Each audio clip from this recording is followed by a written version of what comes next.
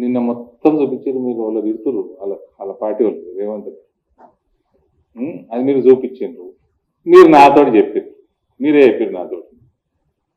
ఉత్తమ్ కుమార్ రెడ్డి ఇష్టం ఉన్నట్టు తిడుతున్నాడు చిట్ చాట్లలో రేవంత్. మహేష్ కుమార్ గౌడ్ ఇష్టం ఉన్నట్టు ముఖ్యమంత్రిని తిడుతున్నాడు. రేవంత్ వాళ్ళిద్దరిని ఇష్టం ఉన్నట్టు తిడుతున్నాడు. మీరే చెప్పారు నాకు. నా మీద పడి ఎందుకు నాయన, మీ పార్టీ వల్ల తీసుకుంటుకో.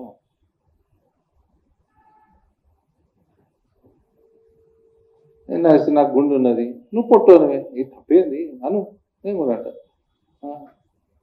భూమికి జానెడ్ లేవు నువ్వు, నీకు ఎందుకు పోతున్నావు అడిగి చెప్పు. ఆ స్కూల్కి, యాంటీ ఇండియా స్కూల్కి ఎందుకు పోతున్నావు చెప్పు.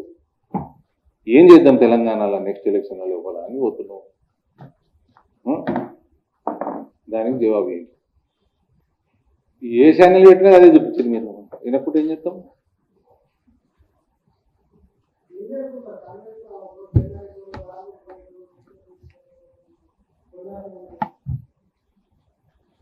నేను మీకు ఏం చెప్పినా మళ్ళీ ఇప్పుడు నేను నిన్న చిట్ చాట్లో చెప్పినా, నిన్ననే కదా మనం కూర్చుంది, ఇప్పుడు ఓపెన్గా చెప్తున్నా. వీళ్ళందరికంటే కాంగ్రెస్ పార్టీ, స్పెషల్లీ ఈ ముఖ్యమంత్రి కంటే నాకు తెలిసి ఎక్కువ. అందుకే చెప్తున్నా ఫుల్ ధీమాతో. 2029లో భారతీయ జనతా పార్టీ ప్రభుత్వంలోకి 100% వస్తుంది, చూతాడు మెజారిటీ.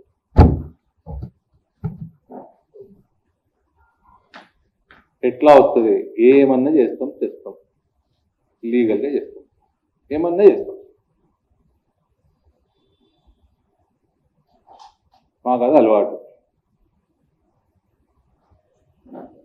ఇవన్నీ చూస్తుంటే ఇంకా అలగగా అయ్యేటట్టుంది.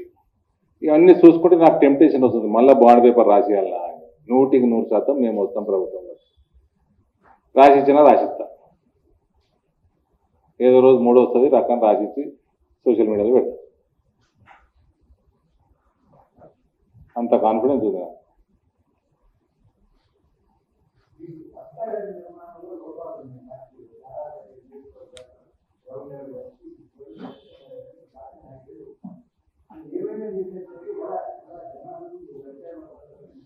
సార్ మేము ఎన్ని రాష్ట్రాలలో ప్రభుత్వంలో ఉన్నాము?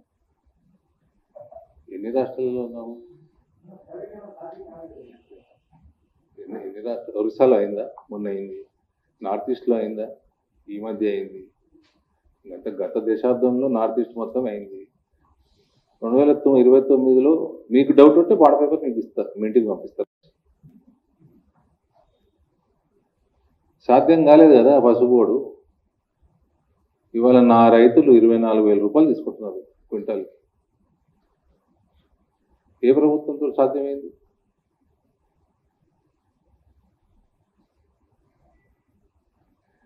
రెండు 2019లో 93,000 ఓట్లు వేసుకున్నారు రైతులు. నేను ఆనాడే చెప్పిన, నెక్స్ట్ టైం 93,000 ఓట్లు నాకు వస్తే అది నాకు 2024లో వచ్చుడు కాదు, పర్మనెంట్గా బీజేపీకి వచ్చినాయి ఓట్లు.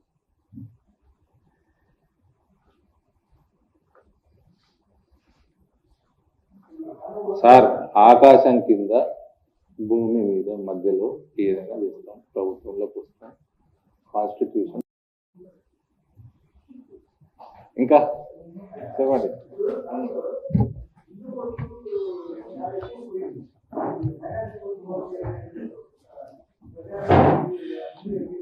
మేము చేయలేదు ప్రచారం. ఫేక్ ఓట్లు పోతాయి, ఎస్ఐఆర్ అంటే ఫేక్ ఓట్లు పోతాయి, డబల్ ఉన్న ఓట్లు పోతాయి, చచ్చిపోయినవి పోతాయి, అడ్రస్ మారినవి పోతాయి, అవే పోయినాయి. హిందువులు ఎక్కువ ఉన్నారు కాబట్టి ఎక్కువ పోతాయి. దాంట్లో ఏదో ఆశ్చర్యం ఉందండి, సింపుల్ మ్యాథ్స్ కదా. 80% మంది హిందువులు ఉన్నారు, పైన 85% మంది హిందువులు ఉంటారు తెలంగాణలో. హిందువులే పోతే ఎక్కువ. శాతం చూసుకోండి, అప్పుడు మీరు శాతం చూసినాక మాట్లాడండి. మీరు మీరు మీరు మీ ముందరికి వచ్చిన నేను ఏంటంటే, మీరు అందరూ అడగాలి ఎందుకు పోతున్నాడు స్కూల్, అది బ్లవెట్నిక్ స్కూల్. బ్లవెట్నిక్ స్కూల్కి ఎందుకు పోతున్నాడు? మీరు అందరు సీఎంని అడగాలి,